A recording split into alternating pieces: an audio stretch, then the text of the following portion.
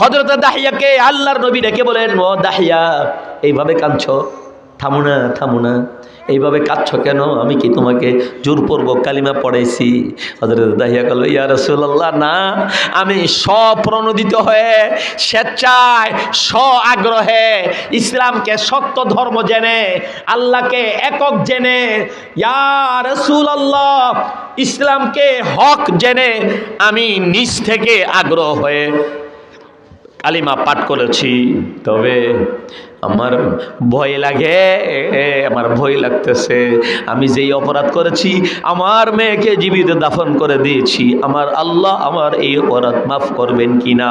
আল্লাহর নবী দাহিয়াকে সান্ত্বনা দিয়ে বলে, দাহিয়া, থামো রে দাহিয়া, আর কাঁদিও না, আর কাঁদিও না, থামো, থামো, এইভাবে আর কাঁদিও না।